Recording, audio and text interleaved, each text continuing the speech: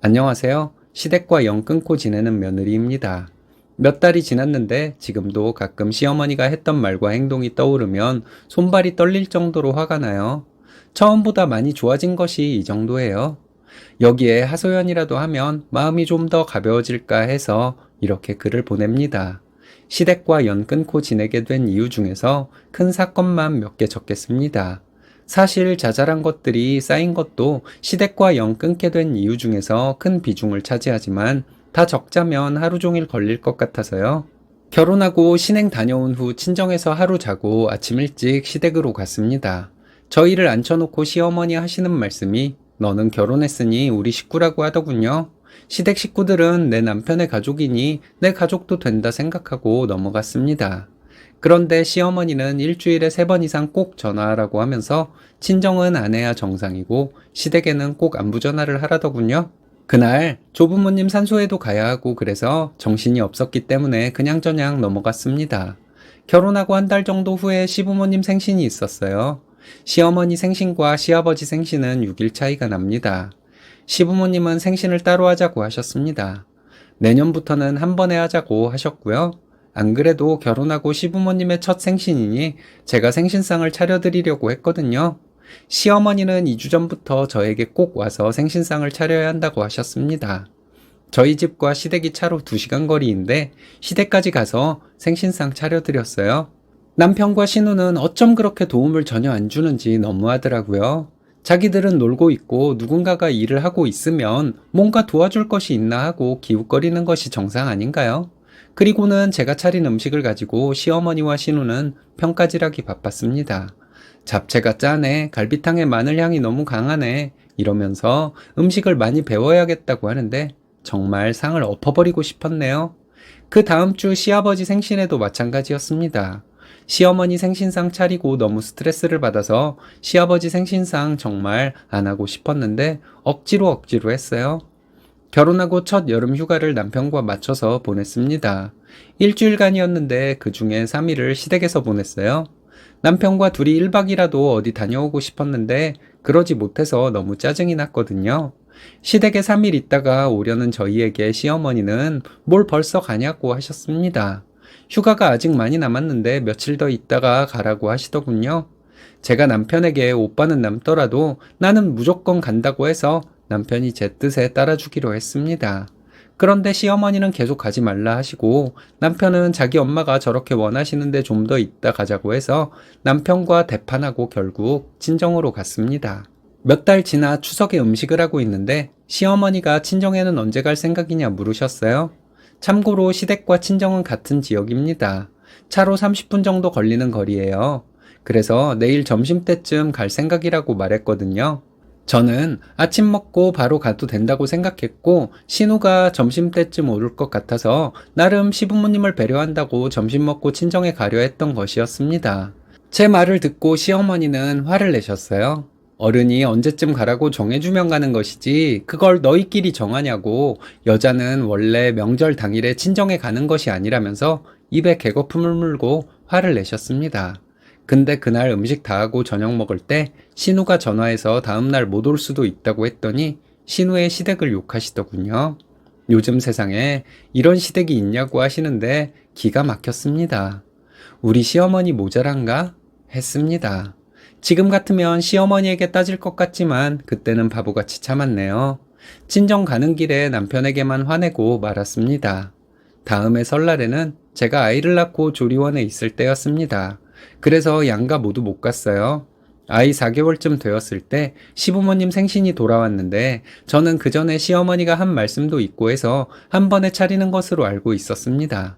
그런데 시어머니는 말을 바꿔서 시부모님 생신상을 따로 차리라고 하더군요. 아무도 도와주지 않을 것 같아서 시부모님 생신 전에 남편에게 확실하게 말했습니다.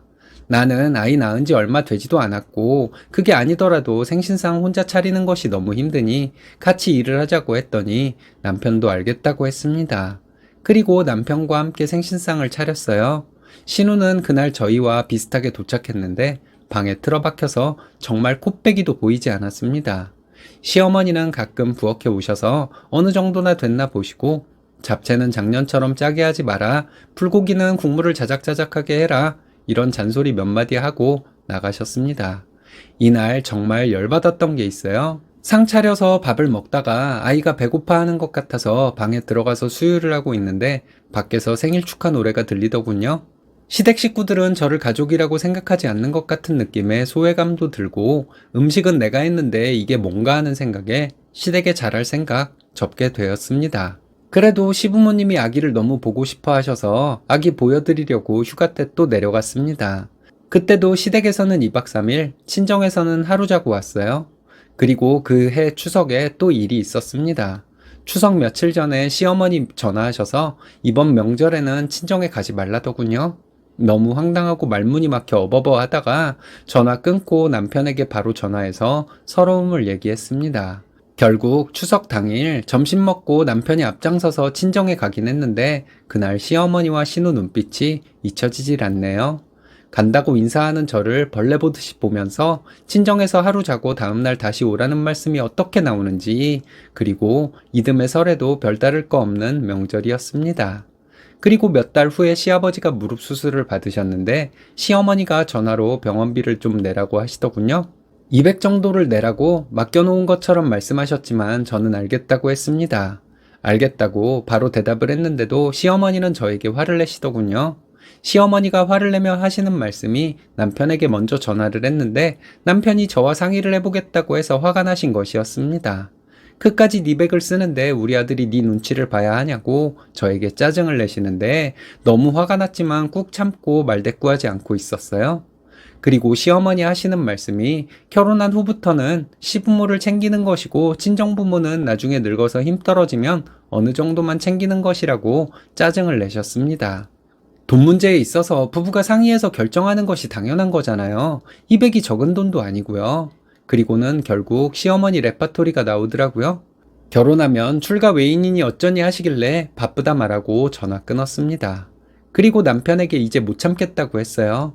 중간에서 역할을 못할 것 같으면 내가 할 말 하고 살겠다. 오빠는 그냥 누구 편도 들지 말아라 했더니 알겠다고 했습니다. 지난 여름 휴가 때는 마음 단단히 먹고 시댁에 갔습니다. 어떤 후폭풍이 있더라도 할 말 다 할 것이라 생각했어요. 그러지 않으면 너무 스트레스를 받아서 못 살겠다는 생각이 들었거든요. 안 그래도 일하랴, 아이돌 보랴, 하루하루가 정신없는데 시어머니 앞뒤 안 맞는 말에 고분고분해야 하니 너무 힘들었습니다. 아이가 어리고 해서 어디 놀러 가기도 뭐하고 어쨌든 휴가 기간 동안 시댁과 친정에 2박 3일씩 있다가 오기로 남편과 얘기하고 시댁으로 갔습니다. 시댁에서 친정으로 가는 날 시어머니는 아니나 다를까 저에게 짜증을 내시더라고요. 너희는 어떻게 올 때마다 남의 집 들리듯이 왔다 가냐? 친정에서 꼭 잠을 자야 하냐? 여기 왔다가 친정에는 갈 수도 있고 시간 없으면 못 갈 수도 있는 거다. 이렇게 말씀하셨습니다. 떨리는 마음을 간신히 누르고 시어머니에게 얘기했어요. 지금까지 올 때마다 시댁에서 며칠씩 자고 친정에는 집에 가기 전에 하루나 있다 가는 것이 다였다 했는데 시어머니는 또 당신 하실 말씀만 하시더군요. 원래 결혼하면 여자는 다 그런 거다. 너는 네 마음대로 할 거면 왜 결혼했냐? 친정은 가족이 아니다. 친정은 가족이 아니란 말에 웃음이 나더군요. 정신도 번쩍 들고 떨리는 마음도 사라졌습니다. 그리고 마음속에 분노만 남더라고요. 저한테는 친정이 가족이라고 시어머니에게 단호하게 말했어요. 시어머니는 언성을 높이면서 이럴 거면 결혼은 왜 했냐고 하길래 어머님이 이런 사람인 줄 몰라서 남편과 결혼했다 했습니다. 어머님은 우리 보고 명절 때 친정에 가지 말라고 했으면서 신우가 못 온다고 했더니 화를 내셨던 분이라고 어떻게 그렇게 이기적이시냐 했더니 그게 다 저를 위해서라 하시더군요. 신우가 빨리 와야 얼굴 보고 저희가 친정으로 얼른 가는데 신우네 시댁에서 신우를 안 보내주니 그랬던 거라 하셨습니다. 저를 위해서 그랬던 것이라길래 저를 위하시려면 그냥 친정에 빨리 보내주었으면 되는 것이라 했습니다. 시어머니는 네가 시집와서 한 게 뭐가 있냐고 밥을 한번 제대로 했냐고 하시더군요.